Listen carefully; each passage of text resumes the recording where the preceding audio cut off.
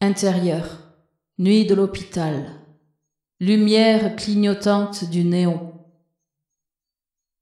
S-O-R-T-I-E. Je compte les cliquetis de l'ampoule. Couché, 80 ppm. C'est l'issue de secours. Mon lit et son alaise de plastique. Légère moiteur du corps qui colle au drap. Quelque chose sort du noir. C'est ma dernière photographie. Pâle mon corps sur le lit blanc. Des siècles de surexposition. Très loin, une petite sonnerie comme une alarme, depuis un très profond sommeil, et une note tenue, presque une voix. Une lanterne rouge flotte dans l'air noir, suspendue et en mouvement à peine, va et vient de la couleur sur la rétine. Quelqu'un frappe à la porte, mais loin. Les bruits du monde comme tamisés, peu à peu. D'autres corolles rouges sortent du noir et avancent sur le chemin. Je les vois depuis mon lit, mais ce chemin n'existe pas dans ma chambre. Ce sont des enfants, des fillettes. Les coups sur la vitre, la porte, insistent. De la vaisselle brisée, fourchettes et couteaux et cuillères qui tombent sur le sol de carrelage, cascade de métal. Un homme me parle à l'oreille. C'est une plainte. Il est si loin, comme un astronaute dans la nuit du ciel. Les fillettes avancent encore toutes blanches et sans visage, juste un ovale plus sombre. Les lanternes à la main. Un champ de coquelicots en mouvement dans la nuit.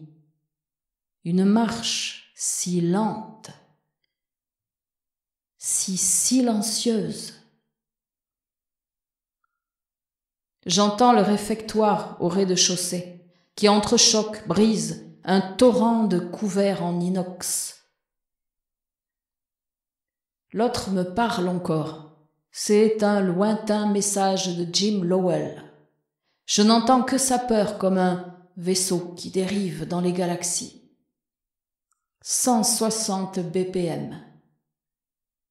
Plus de 20 lanternes rouges maintenant. Je n'arrive pas à faire le point.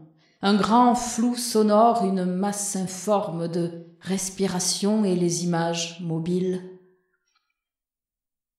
Avancent les fantômes d'enfants et deux sur le bord grimpés sur un mur, sous le poteau télégraphique, deux ombres qui me désignent du doigt. Halo écarlate progresse depuis le fond du noir. Les petites princesses sorcières s'approchent du lit. Dans ma tête, je clignote maintenant et peu à peu, effrité, mon corps de sable, grain à grain, se défait.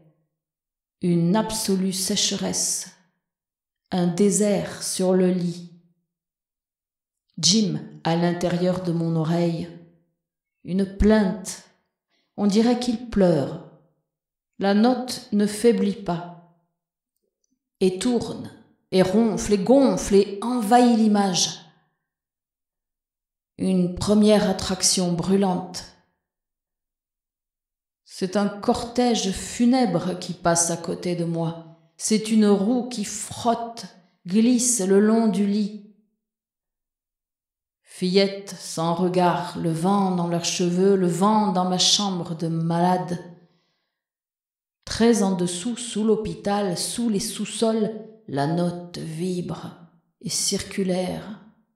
C'est le son des guirlandes rouges, le son d'Apollo qui dérive et flotte mon lit sur les épaules des petites mortes. C'est un cri qui ne peut pas. Inarticulation de la douleur. Leurs pieds ne touchent pas le sol. Ont-elles des pieds ? Je ne peux pas aller plus loin. Reste une note qui s'éteint dans le brasier des sons.